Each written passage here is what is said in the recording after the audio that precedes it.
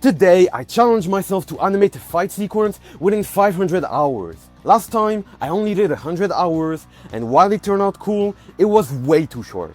With 5 times the time, I can finally push the animation to another level. It will be longer, smoother, and way more dynamic. But here's the thing, a fight scene without a story feels kind of empty. So I came up with a funny, yet intense idea. Picture this, a brother and a sister locked in a dramatic battle over a fruit. Yeah, it sounds silly, but that's what will make it fun. Think of it like siblings fighting over the last cookie, except in this world, the cookie could grant you supernatural powers. So, in this animation, the brother will wield the power of fire and the sister will control ice. And it will be an intense battle between heat and frost. So, here is the storyboard. The ice sister is walking on a field and discovers a massive, glowing fruit hanging from a tree. Just as she reaches for it, her brother jumps from the sky and lands on the ground like an anime badass.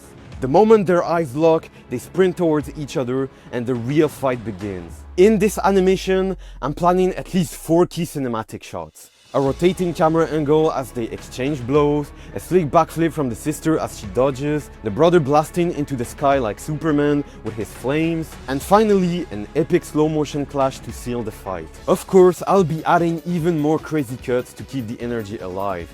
Every frame has to feel alive, even with the limited time I have. So, before jumping into the animation, let's make a quick character design. For the fire guy, I designed him with strong masculine traits inspired by characters like Shanks, Akaza, and Kirishima. I also gave him spiky hair, sharp muscles, and a bold, confident presence to emphasize his fiery nature. For the ice girl, I wanted her to contrast him with elegance and a colder aura.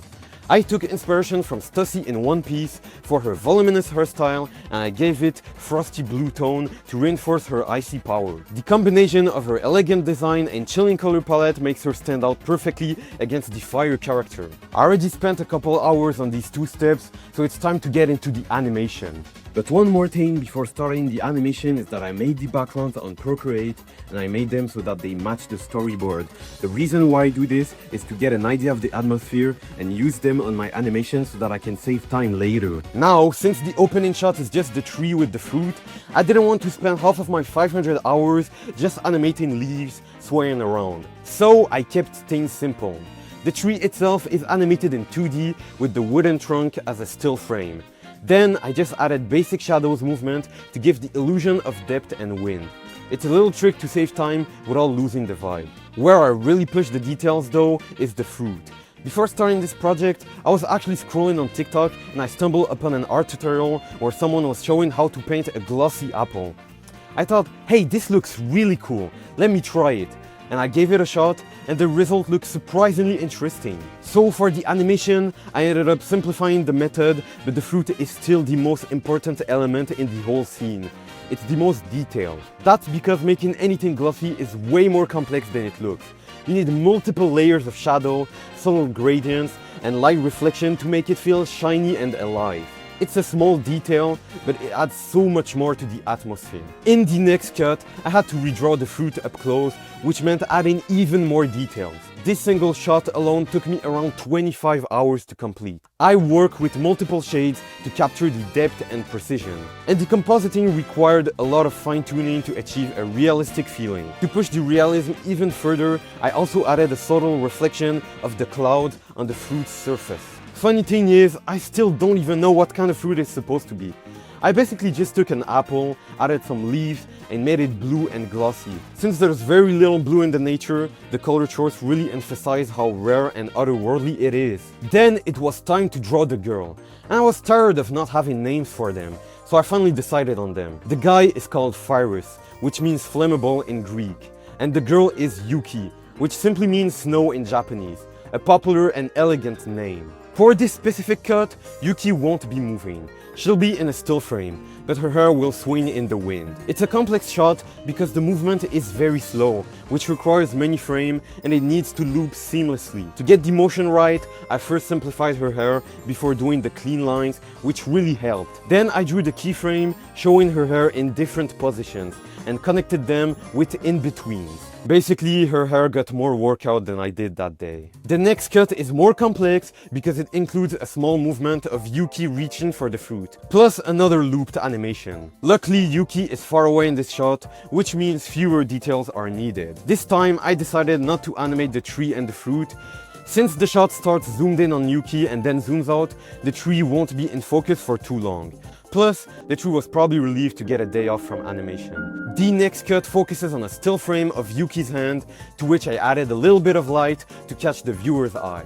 Even though it's just a small detail, I wanted to give it more life, so I added a subtle slow motion effect after she turns around. The movement was animated in 3s and 4s, which means each position was held for 3 or 4 frames to make the turn feel smooth and natural. This technique gives the slow motion effect without me having to spend 300 hours on a 2-second animation.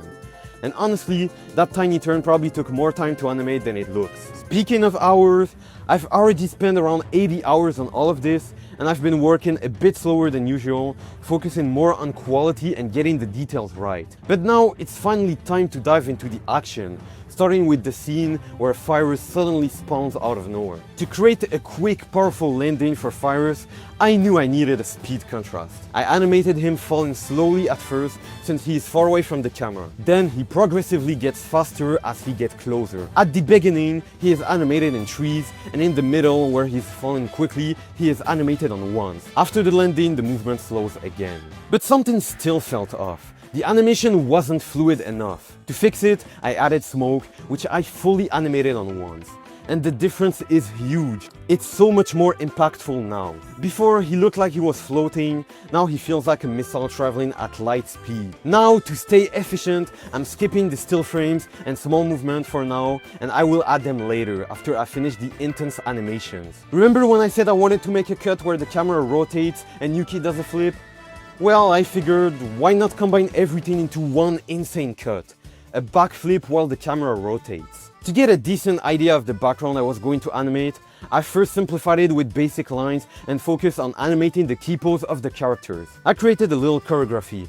Yuki performs a circular ice attack, Fyrus dodges it. Their power didn't need to be overly detailed. Fyrus' fire is just orange and yellow, while Yuki's eyes use hexagonal shapes and different shades of blue to create a rocky texture. Then I lowered the opacity, added some color dodge lighting to give it a translucent effect, which always looks amazing in my opinion. Once Fyrus launches the fire attack, it was time to animate the backflip, and I went all out. The main goal was to exaggerate the perspective, which is why Yuki ends up with giant legs and a small head. Getting the perspective right was tricky, and honestly, I still think it's a little off.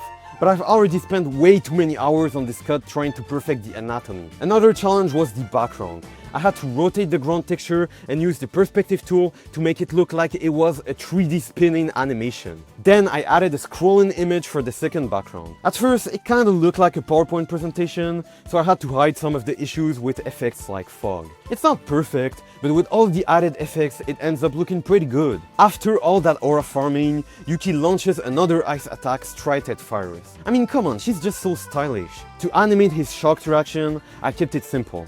A few frames in 3s and 4s, with a touch of blue lighting to really sell the effect.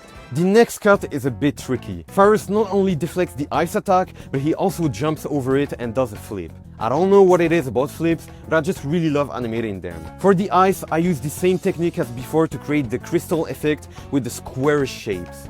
And I kept the fog from the explosions simple. To give it a sense of speed, I added smears, those spiky lines that create motion blur, and I included some impact frames, which took way too long. After that, I animated Fyrus throwing another fire punch, again with smears, and honestly, I think my wrist filed a complaint after this scene. This cut is intense, but also tricky to animate. Fyrus moves a little slowly while the background goes really fast, which gives the impression that he is traveling at light speed. I wanted his fire to feel so strong that it could act like spider webs, pushing him forward and also being used as projectiles. To emphasize the sense of speed, I animated most of the fire on 1s, lowered the opacity and added that beautiful glow. After all that chaos comes the slow motion. Now I realize why it's taking so long. It's those damn slow motions. Overall, I've already spent around 350 hours on this animation. but I'm almost done. The slow motions aren't technically hard, they're just painfully long. You draw a few frames, then in between a million others. After drawing hundreds of frames, I'm really starting to question my life choices. At last, the final intense cut. Another slow motion! I can't do this anymore. I drew Fyrus and Yuki with angry, determined look on their face as they slowly get closer, ready to fight over a fruit. The trickiest part wasn't even the slow movement. It was Yuki's hair, moving with the wind and the motion of her head. Since this cut is a close-up, I added extra shadows and details like fire and ice. After 75 hours, I was done. Well, not really, since I spent more time just polishing the less important cuts afterward. In total, the project took me 495 hours, and I used the last 5 hours to refine a few final cuts. So without further ado, here is the final product.